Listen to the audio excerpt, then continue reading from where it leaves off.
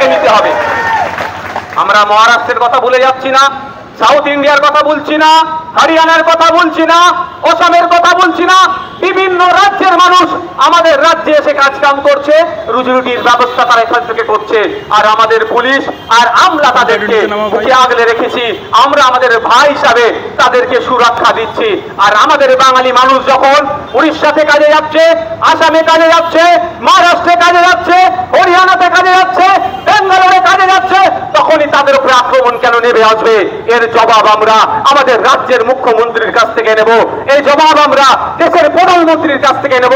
আগামী দিনে আমাদের রাজ্যের মুখ্যমন্ত্রী, দেশের প্রধানমন্ত্রী যদি এই জবাব দিতে ব্যর্থ হয়, এর পরের পদক্ষেপ, যেমন আমরা শ্রম দপ্তরের সামনে অবস্থান বিক্ষোভ করছি, আমরা কয়েকটা দিন দেখবো, এর পরের পদক্ষেপ আমাদের গভর্নর হাউসের দিকে যাব।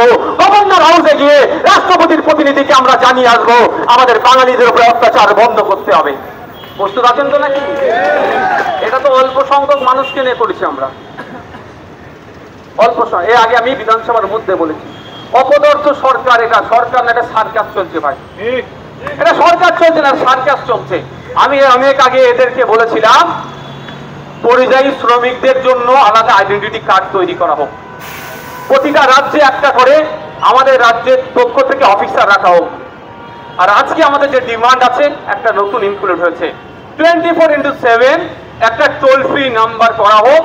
কোন পরিযায়ী শ্রমিক ভারতবর্ষের যে কোনো প্রান্তে, পশ্চিমবাংলার শ্রমিক যদি আক্রান্ত হয় বা কোনো সমস্যার সম্মুখীন হয়, ওই টোল ফ্রি নাম্বারে ফোন করবে, সাথে সাথে সমাধান কিভাবে করা যায় অফিসাররা সেটা নেবে। এই প্রস্তাব আমাদের আজকে আছে, শ্রমজীবী মানুষের জন্য প্রস্তাব আমরা রাখছি, আমাদের মাইগ্রেন্ট লেবারদের জন্য আমরা প্রস্তাব রাখছি। এখন দেখার বিষয় সরকার কি করতে, সরকার কতটা সদর্থ ভূমিকা নাই।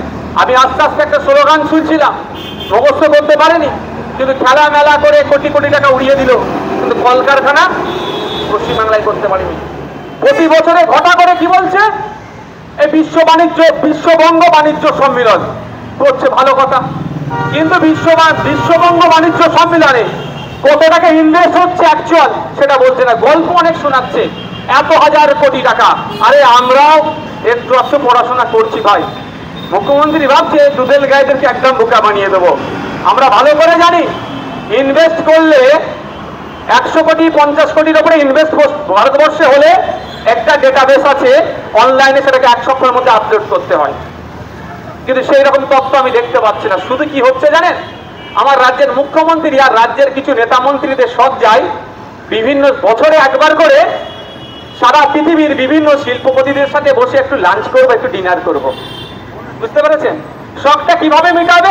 এমনি ডেকে নিয়েছে, যদি 4000 টাকার প্লেটে খাওয়াই আপনি আমি রেড়ে করে উঠবো, ওই জন্য বাণিজ্য সম্মেলনের নামে তাদেরকে ডেকে নিয়ে আসে, শুধু শখ মেটানো হয়, বড় লোকের শখ ভাই, 4000 টাকার প্লেট।